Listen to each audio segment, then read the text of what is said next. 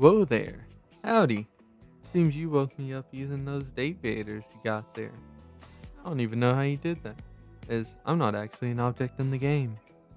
Anyhow, thanks to you, I can start putting YouTube videos up on the site. So, thanks again.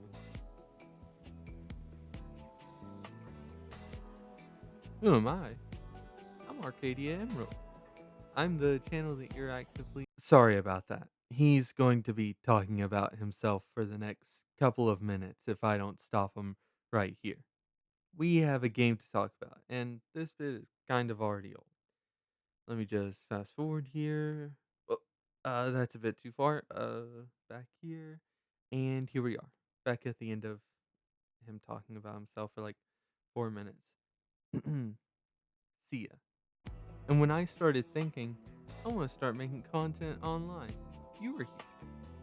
Whoa, I didn't tire you out there now, did I? Great. I would have hated to run you off as soon as I met you. Now, let's talk about this game. Date Everything is a very unique indie dating sim where you date, well, everything. You can date your doors, your chairs,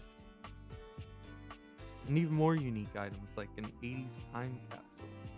This game doesn't ask you to fall in love with all of its characters like some dating sims. On the contrary, it has three different endings for each character: a love, friend, and hate ending.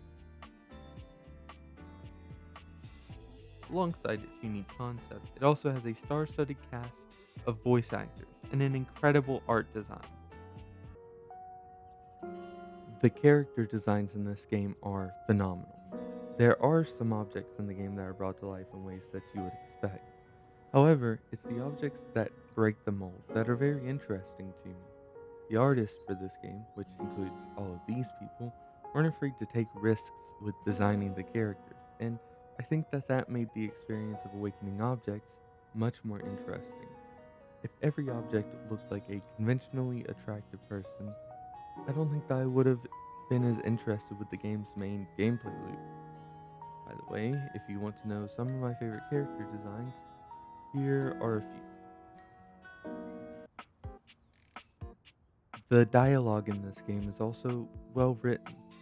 There is a slight limit on how good a dating sim's dialogue can be, but I think Date Everything gives a great go at it. There are a lot of characters that feel real. There are characters who overwork themselves until you have to stop them. Characters that deal with trauma and addiction, and characters who are absolutely full of themselves. None of the characters are perfect, and that is perfect.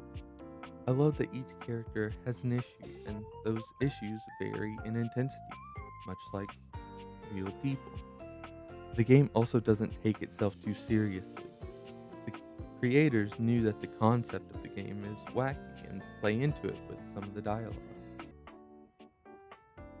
What is a game without its setting? The house that this game takes place in is boring. At least, that's what it starts out as.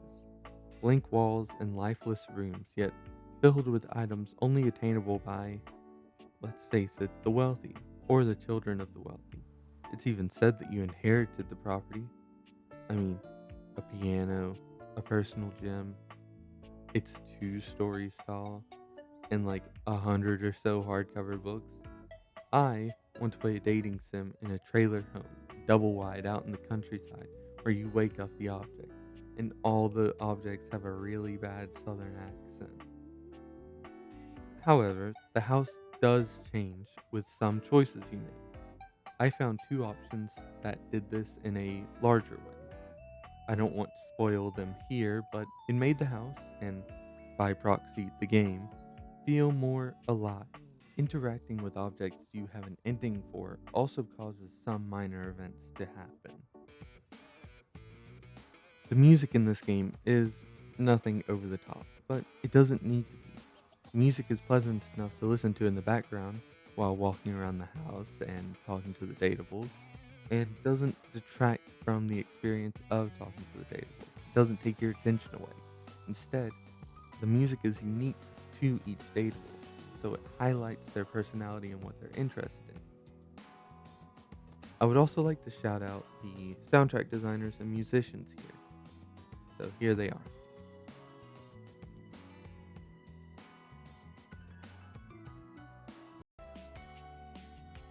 The gameplay loop of Date Everything is basically non existent. The game gives you 5 uses of your date viators, the things you use to wake me up, per day in game, which means you have to go to sleep in game fairly frequently, and that becomes repetitive.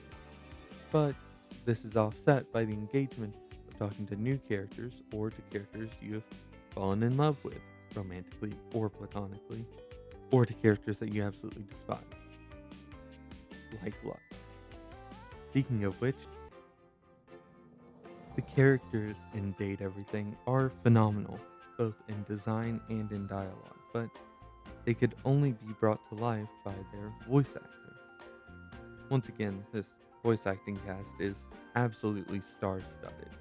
I'm talking Laura Bailey, Matthew Mercer, Erica Harlacher, Ben Starr, and many, many more. The quality of the characters could only be as high as they are because of the talented voice acting cast they have.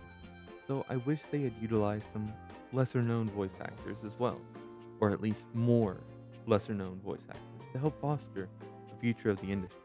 So that's more of a nitpick than anything else. If the quality of a character's voice is an important issue for you, then this game has you covered. While I labeled this section of the video as the moral of the game, I think message is a better word for it. This game has a beautiful message behind it.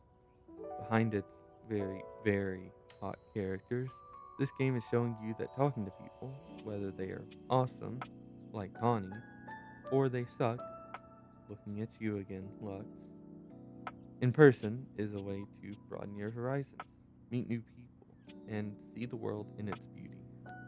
Ironically, the game that keeps you in a single house the whole game is telling you to go outside, smell the roses, play some board games, roll some dice, and exist in the outside world.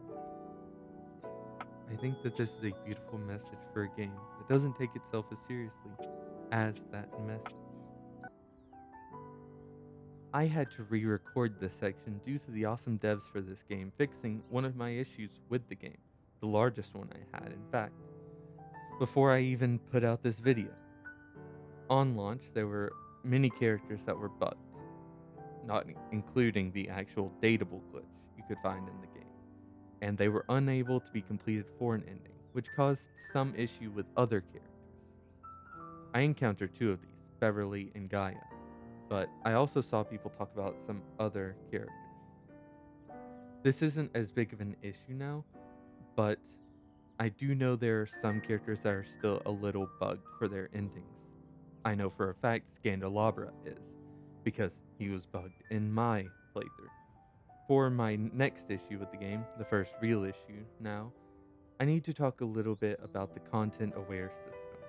The game does an awesome job of letting you know if the character you are about to talk to has uncomfortable themes or tendencies, which is great. My issue is that there are some characters that I feel should have been given a content warning that were not given this content warning. I probably still would have talked to them and gone through their storylines, but they have themes that I could certainly see as uncomfortable. Specifically, Faria, who I really enjoyed, and the Friar, who I did not enjoy at all. The game's latter half, where you realize objects and finish getting endings for objects you may have been less interested in, is the worst part of this game. This section takes the repetitiveness of the first half of the game and cranks it up to 11. Finally, I had to say that I do think this game is worth its current price point. I think that this is a fantastic game that has a ton of love and creativity put into it. If you are interested in the voice actors' work, the character designs, or just dating sims in general, I highly recommend trying out this game. Howdy. If you made it this far, then congrats, you made it through the video. Thank you for watching and listening to me talk to you for 9 minutes about a dating sim. I didn't expect this to be my first video on the site, but weirder things have happened. I would also like to ask you to put your opinions down in the comments below about the game and this video. Who are some of your favorite characters in the game? Who are some of your least favorite characters? If you are interested in my future content, they are going to be videos similar to this one, though, on different pieces of media. I already have a couple more in the works, but that will be for a later time. Once again, thank you so much. Like, comment, subscribe. Equals 3, baby.